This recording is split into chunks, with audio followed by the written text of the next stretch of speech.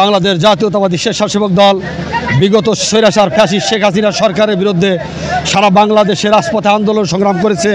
আপনারা নিশ্চয় জানেন, বিশেষ করে আমরা বেলকুচিতে আমাদের এই বেলকুচি নাথপুর চৌহালি গণমানুষের নেতা আমির ইসলাম খান আলিম ভাইয়ের নেতৃত্বে বিগত দিনে আমরা শতবাধার মুখেও এই বেলকুচি উপজেলা স্বেচ্ছাসেবক দল রাজপথে ছিলাম, আছি, থাকবো এবং আসছে আগামী জাতীয় সংসদ নির্বাচনে আমরা বেলকুচি নাথপুর চৌহালি গণমানুষের নেতা জনাব আমির ইসলাম খান আলিম ভাইকে তার প্রিয় প্রতীক ধানের শীষকে বিজয় অর্জন করার জন্য আমরা মানুষের ধারে প্রান্তরে ছুটে চলছি এবং মানুষের যে সমস্ত কার্যকলাপ করলে মানুষ খুশি হবে, সন্তুষ্ট থাকবে, সেগুলো আমরা করে যাচ্ছি।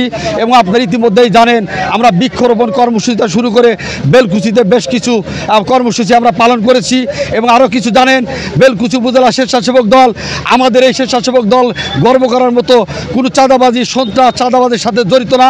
আমরা একদম নিষ্পাপ শিশুর মতো আমরা রাজপথে নেতৃত্ব দিয়ে যাচ্ছি।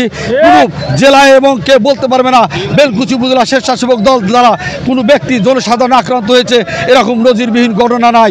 এই ধারাবাহিকতা আমরা বজায় রাখতে চাই এবং আমাদের বাংলাদেশ জাতীয়তাবাদী স্বেচ্ছাসেবক দল যে একটা সর্বশ্রেষ্ঠ এবং ভালো সংগঠন, এরই আমরা প্রমাণ করতে চাই।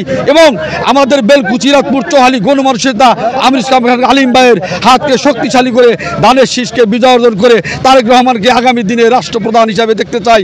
এই বলে আমি আমার সংক্ষিপ্ত বক্তব্য শেষ করছি। বাংলাদেশ জিন্দাবাদ, বাংলাদেশ জাতীয়তাবাদী স্বেচ্ছাসেবক দল জিন্দাবাদ, শহীদ জামর হোক, দেশ নেত্রী বেগম খালেদা জিয়া জিন্দাবাদ, তারুণ্যের অহংকার তারেক রহমান জিন্দাবাদ, আমির ইসলাম খান আলিম ভাই জিন্দাবাদ। সবাইকে ধন্যবাদ। আসসালামু আলাইকুম। জন্মবার্ষিকী উপলক্ষে আপনারা দেখেছেন আমরা সারা বাংলাদেশে কালকে র্যালি করেছি।